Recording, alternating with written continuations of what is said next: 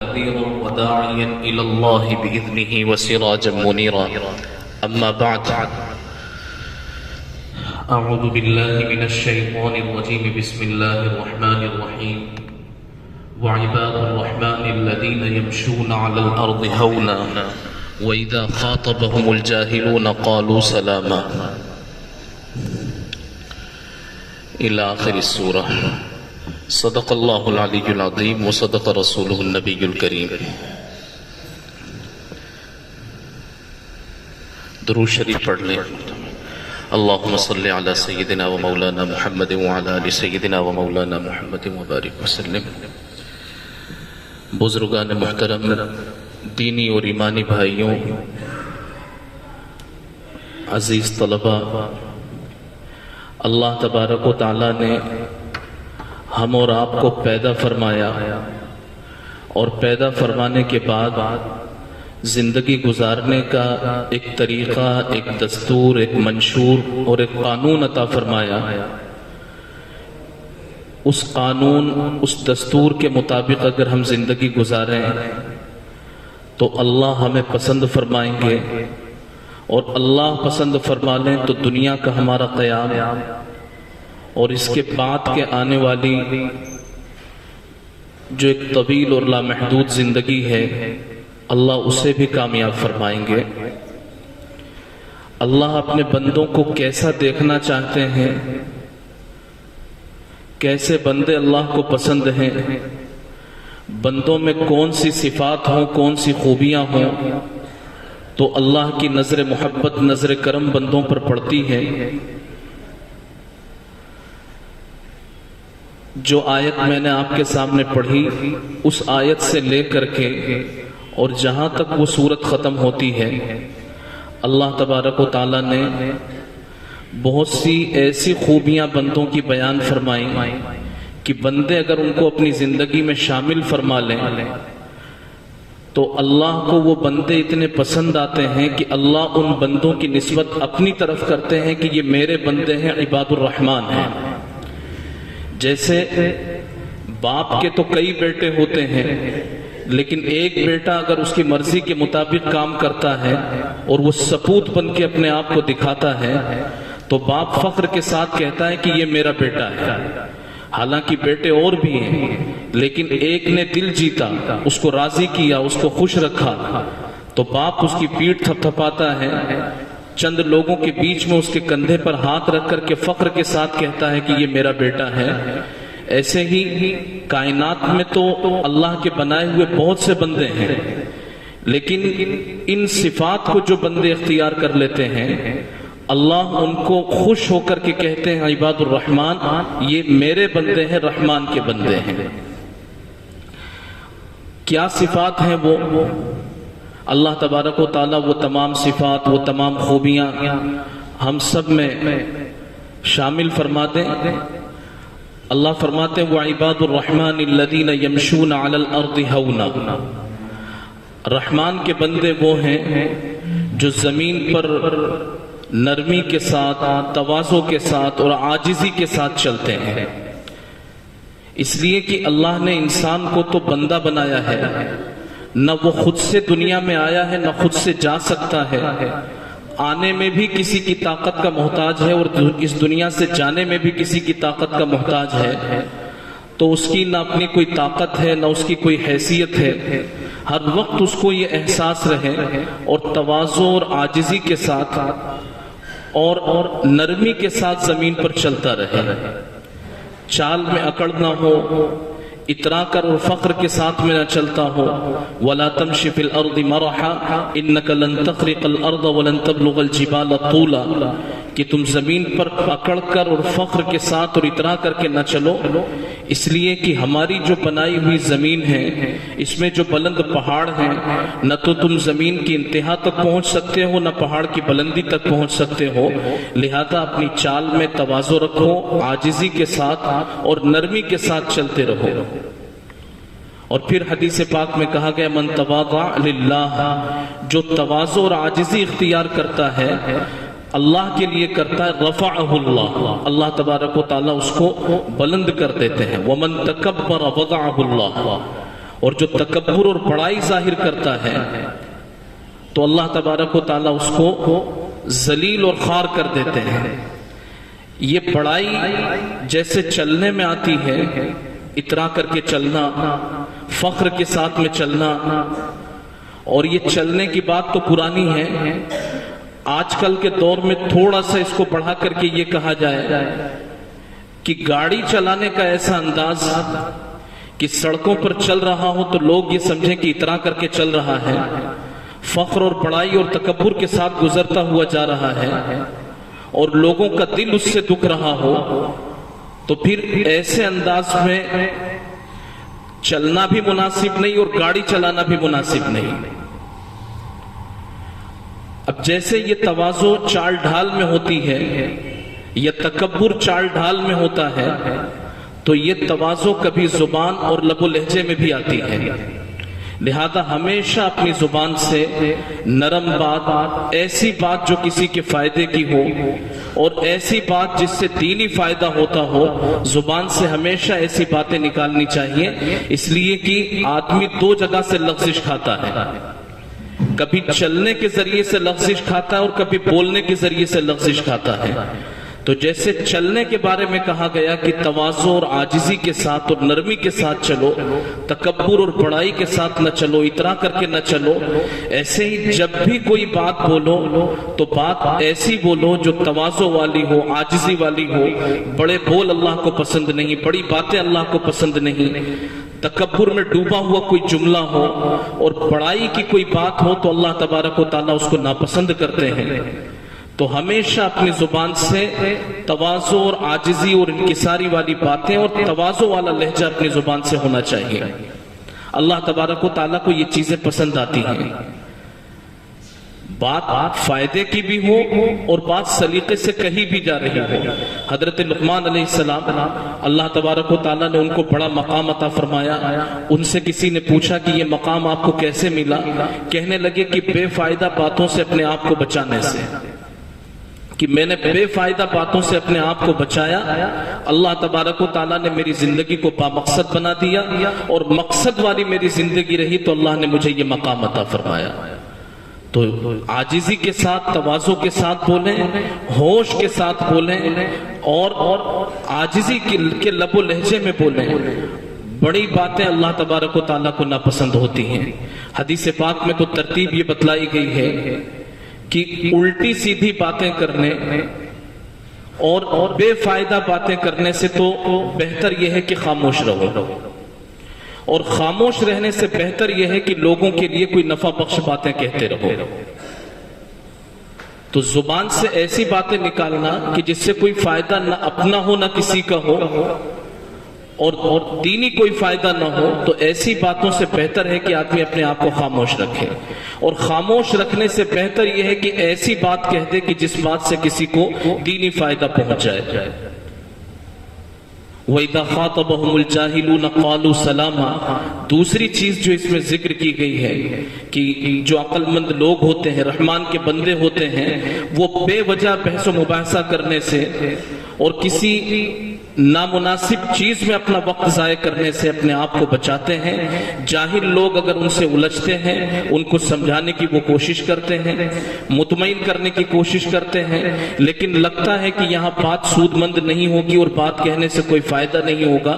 تو سلامتی کے ساتھ پھر وہاں سے گزر جاتے ہیں۔ جاہلوں کے ساتھ جاہل بننا اور جو بات سمجھنے کے لیے تیار نہ ہو، زبردستی اس کے ساتھ الجھ کر کے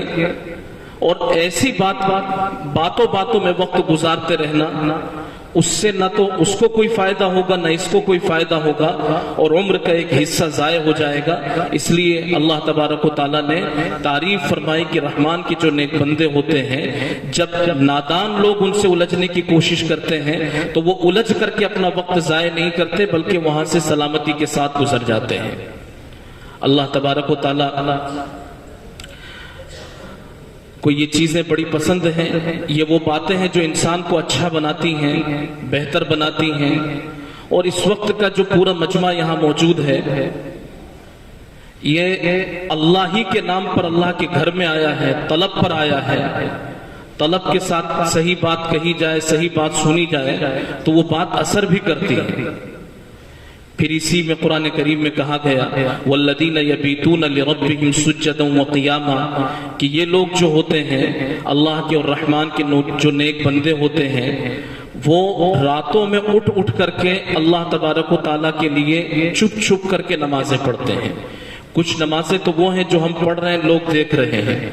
لیکن اللہ تبارک و تعالیٰ سے تعلق نبھانے کے لیے رحمان کے جو نیک بندے ہیں وہ کبھی رحمان سے غافل نہیں ہوتے۔ لوگ غفلت کی نیند سو رہے ہوتے ہیں لیکن وہ چھپ کر کے اٹھتے ہیں، 4 رکعت، 8 رکعت، 10 رکعت، 12 رکعت، 6 رکعت، جتنی اللہ کی توفیق ملتی ہے نماز پڑھ کر کے اور اللہ سے دعا مانگتے ہیں، دنیا کی خیر اور اپنے بچوں کی خیر مانگتے ہیں۔ تو یہ اللہ کے نیک اور کامیاب بندوں کی صفات بیان کی گئی۔ اور آج کل کا جو موسم ہے، اس موسم میں اللہ تبارک و تعالیٰ نے دن کو چھوٹا کر دیا، رات کو بڑا کر دیا۔ کوشش ہماری یہ ہو، اور بزرگوں کے معاملات میں بھی یہ چیز شامل ہے کہ وہ سردی کے دنوں میں روزے کثرت کے ساتھ رکھا کرتے تھے، نفلی روزے کثرت کے ساتھ میں، اور رات لمبی ہوتی تو رات کا کچھ حصہ تہجد میں اور اللہ تبارک و تعالیٰ کے ساتھ وقت گزارنے میں کچھ نہ کچھ حصہ اس کا اور رات کا بتایا کرتے تھے۔ لمبی رات ہے، جلدی سوئیں، اور سو کر کے صبح صادق سے کافی پہلے اٹھ کر کے اور اللہ تبارک و تعالیٰ کے سامنے اپنی جو تمنائیں اور اپنی جو مرادیں ہیں، اپنی جو ضرورتیں اور اپنی جو حاجتیں ہیں، اپنے گھر کی اور بچوں کی جو ضرورتیں ہیں وہ اللہ تبارک و تعالیٰ کے سامنے رکھیں۔ جب ایسا ہوگا اللہ تبارک و تعالیٰ کو وہ بندے پسند آئیں گے۔ والذین یقولون ربنا اصرف عنا عذاب جہنم ان عذابها کان غراما۔ پھر اللہ کے جو نیک بندے ہوتے ہیں آہستگی اور تواضع اور عاجزی کے ساتھ چلنے اور بولنے کے ساتھ جب وہ سلامتی کا رویہ اختیار کرتے ہیں، اللہ تبارک و تعالیٰ کے سامنے روتے اور دھوتے اور تہجد میں وقت گزارتے ہیں، تو اس سب پر وہ مطمئن نہیں ہو جاتے۔ یہ سب کرنے کے ساتھ ساتھ اللہ کا خوف اور زیادہ ان میں آتا جاتا ہے، اللہ کی بڑائی اور اللہ کی عظمت دل میں اور زیادہ پیوست ہوتی جاتی ہے۔ پھر ان کی زبان سے یہ نکلتا ہے ربنا اصرف عنا عذاب جہنم، اے میرے رب مجھے جہنم کے عذاب سے بچا لیجئے، ان عذابها کان غراما۔ جہنم کا جو عذاب ہے یہ سخت عذاب ہے، اور وہ سخت عذاب کی جگہ ہے۔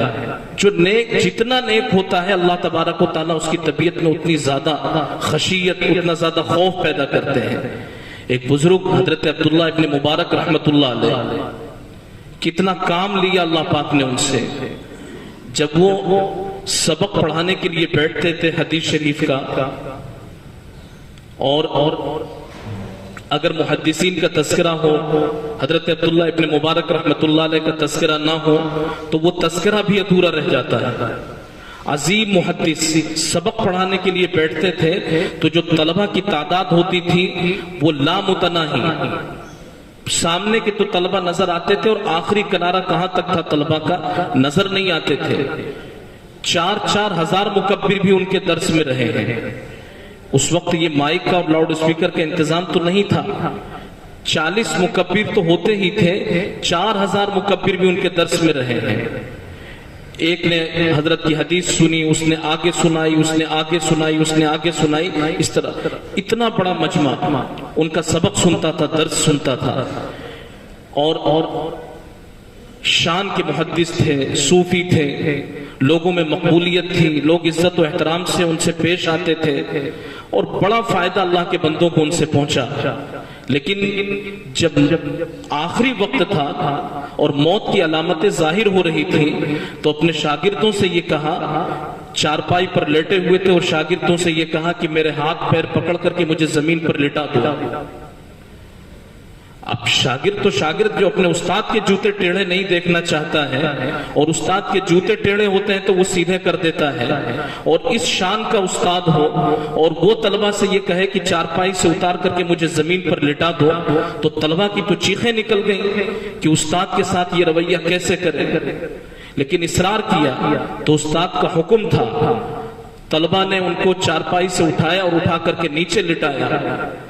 تو وہ دیکھا طلبہ کی ایک بڑی جماعت میں کہ وہ شخص جو پوری زندگی حدیث بیان کرتا رہا اور لوگوں کی اصلاح کا اور ہدایت کا کام کرتا رہا، بڑھاپے کا وقت ہے، داڑھی سفید ہو گئی ہے، تو اپنی اسی سفید داڑھی کو زمین سے رگڑ کر کے اور خاک سے رگڑ کر کے اور آسمان کی طرف نگاہ کر کے کہہ رہا ہے کہ اللہ میرے بڑھاپے پر رحم کرنا، میں تیرے عذاب کو نہیں سہ سکتا اور میں تیرے جہنم کی سختیوں کو برداشت نہیں کر پاؤں گا، اللہ میرے بڑھاپے پر رحم کھا لینا۔ تو یہ کہ جو جتنا اللہ سے ڈرتا ہے اور جتنی نیکیاں کرتا ہے اس کے دل میں اللہ کا خوف اتنا زیادہ پیدا ہوتا جاتا ہے۔ تو یہ والذین اذا انفقوا لم یسرفوا ولم یقتروا وکان بین ذلک قواما، تو ابھی ذکر کیا گیا یہ سب کرنے کے بعد پھر وہ اللہ سے ڈرتے بھی رہتے ہیں، اور پھر جو رحمان کے نیک بندے ہیں ان کے خرچ کرنے کا انداز بیان کیا گیا، لم یسرفوا ولم یقتروا، نہ بہت زیادہ فضول خرچی کرتے ہیں اور نہ بہت زیادہ لٹاتے ہیں اور نہ بالکل بخل سے کام لیتے ہیں، نہ بخیل ہوتے ہیں نہ فضول خرچی کرتے ہیں۔ خرچ کرنے کا موقع پیش آیا تو اعتدال کے ساتھ میں خرچ کرنا، اور اعتدال اللہ تبارک و تعالیٰ کو پسند ہے، ہر کام میانہ روی کے ساتھ اور اعتدال کے ساتھ اور توسط کے ساتھ میں کیا جائے، اتنا زیادہ بھی نہ ہو کہ جوش میں آ کر کے ایک بارگی تو بہت سارا کر دیا گیا اور پھر موقع آیا تو پھر دوسری مرتبہ وہ کام کرنے کی نوبت ہی نہ آئے۔ تو اللہ تبارک و تعالیٰ اعتدال دیکھنا چاہتے ہیں، خرچ کرنے میں بھی اعتدال ہو، اور یہاں تو جو بات ذکر کی گئی ہے وہ روپیے پیسے خرچ کرنے کے بارے میں کہ روپیے پیسے خرچ کرنے کے سلسلے میں اعتدال رکھو، بہت زیادہ ہاتھ کھلا ہوا بھی مت رکھو اور ہاتھ کو بالکل بند بھی مت رکھو۔ وَلَا تَجْعَلْ يَدَكَ مَغْلُولَةً إِلَىٰ عُنُقِكَ وَلَا تَبْسُطْهَا كُلَّ الْبَسْطِ فَتَقْعُدَ مَلُومًا مَحْسُورًا، اپنے ہاتھ کو پوری طریقے سے کھول بھی مت دو اور اس کو باندھ کر کے بھی مت رکھو، اور پوری طریقے سے ہاتھ کو کھول دو گے تو کہیں ایسا نہ ہو کسی دن تم مایوس ہو کر کے بیٹھ جاؤ۔ تو اس میں روپیوں پیسوں کے خرچ کرنے کی بات کہ انسان اعتدال کے ساتھ میں خرچ کرتا رہے، نیکی کا جو موقع ہو نیکی کے اس موقع پر حقوق اللہ کی ادائیگی میں یا حقوق العباد کی ادائیگی میں اعتدال اور میانہ روی کے ساتھ خرچ کرتا رہے، کہ جس میں بہت زیادہ بھی نہ ہو خرچہ اور ایسا بھی نہ ہو کہ آدمی بالکل بھی خرچ نہ کرے۔ اب جیسے یہ پیسوں کے خرچ کرنے کی بات ہے تو صوفیہ یہاں سے نقطہ اٹھاتے ہیں کہ انسان کو کوئی بھی چیز صرف کرنی ہو،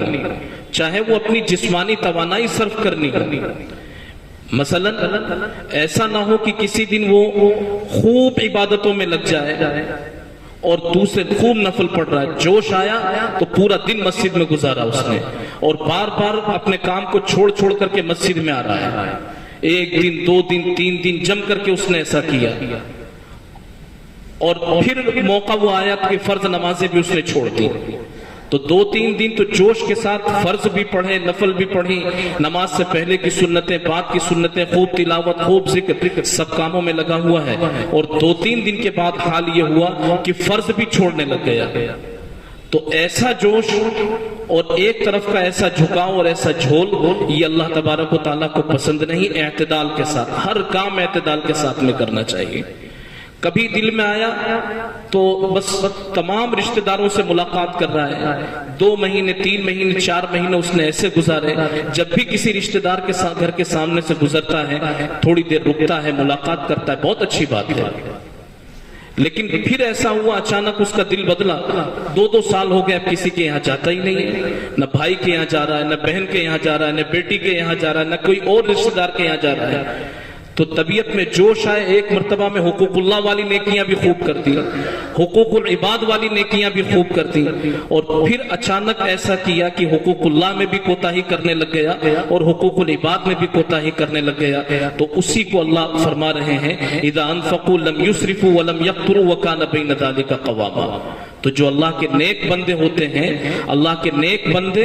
اپنے پیسوں کو، اپنی توانائی کو اور اپنے تمام معاملات کو اعتدال میں رکھتے ہیں۔ اللہ تبارک و تعالیٰ کو یہ چیزیں پسند آتی ہیں۔ اللہ پاک ہم سب کو کہنے اور سننے سے زیادہ عمل کی توفیق نصیب فرمائے۔ وآخر دعوانا الحمدللہ۔